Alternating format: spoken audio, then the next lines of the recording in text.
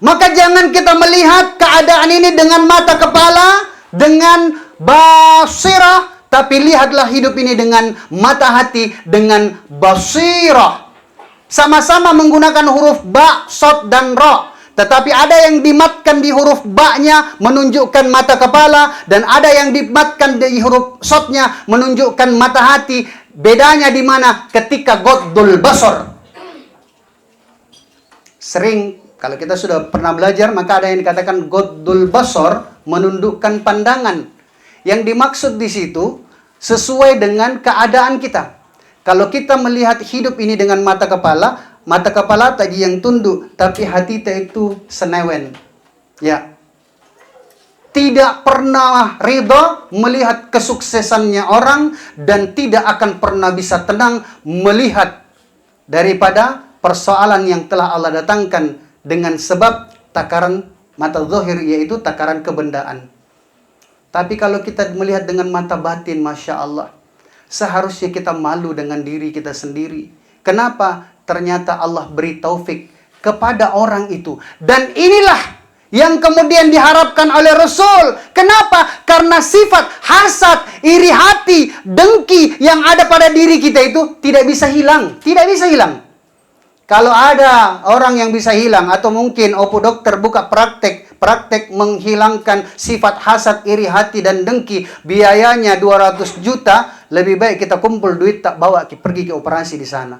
Tapi tidak ada ternyata. Maka cuma mau dibelokkan saja. Rasul menganjurkan kepada kita semua, la hasadan illa ala tsnain. Kalau sifat hasad itu tidak bisa hilang dalam diri kita, jadikan hasad itu dalam perkara yang benar. Supaya apa? Tidak menjadi penyakit hati. Hanya ada dua yang boleh kita iri. Man huma? Siapa dia keduanya yang boleh kita hasad, iri hati? Rajulun atahullahul mal fahuwa yunfiqu bih ana al-lail wa ana an-nahar. Yang boleh kita iri hati kepadanya adalah ketika ada orang yang Allah berikan harta kepadanya, tetapi dia sibuk untuk bersedekah. Dia sibuk untuk menginfakkan hartanya. Dia sibuk untuk mengekalkan hartanya menjadi miliknya yang sebenarnya sampai di akhirat.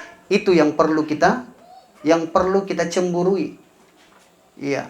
Kalau yang tidak infakkan hartanya, tumpuk demi tumpuk, ya dibuat berjubel, akhirnya ditinggalkan. Kecewa juga jadinya. Maka yang perlu dicemburui adalah mereka yang Allah berikan harta, kemudian dia sibuk menginfakkan. Tapi ternyata tidak semua orang Allah beri harta. Yang aneh, kalau tidak ada harta tak, dan kita tidak masuk ke dalam golongan yang kedua. Golongan yang kedua apa itu? Rajulun atahullahul Qur'an fahuwa yaqumu bih ana al-lail wa ana an-nahar.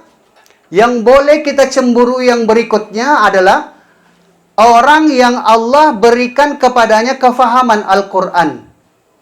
Orang yang Allah rasukan ke dalam hatinya, ke dalam sel-sel darahnya tentang kebenaran Al-Quran dan tentang kefahaman Al-Quran. Kemudian di malam hari dia sibuk untuk mengamalkan Al-Quran. Dia sibuk untuk mudarasah, untuk mutola'ah, untuk kemudian mentadabburi ayat-ayat Al-Quran. Dan di siang hari dia sibuk untuk mengaplikasikannya.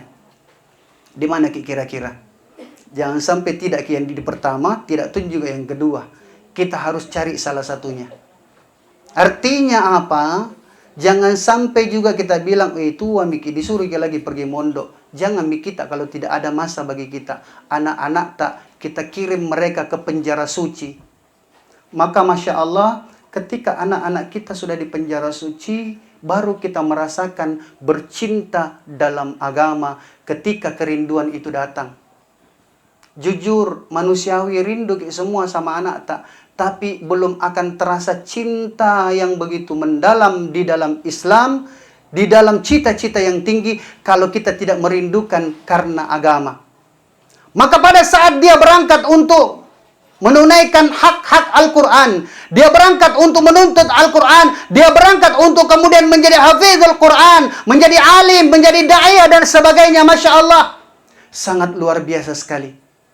Ibunya sudah sendiri. Ditinggal lagi anaknya pergi mondok. Kerinduan itu hanya akan bisa bertautan ketika di malam hari kita bangun dalam tahajud. Maka siapapun yang kita rindukan, ya, siapapun yang kita rindukan, kalau kita rindu, bangun kita di malam hari, ambil air wudhu, kemudian ada 2 doa yang dianjurkan kita untuk boleh menengadah ke langit. Kalau doa setelah sholat, jangan menengadah ke langit, tak boleh. Yaitu yang spesial, yang pertama ini, di semua tempat.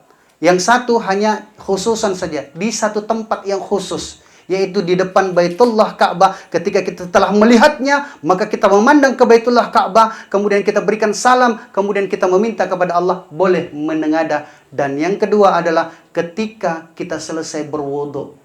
Di mana-mana tempat, di mana-mana keadaan, sambil ketika malam hari, kalau kita rindukan anak kita yang sedang mondok,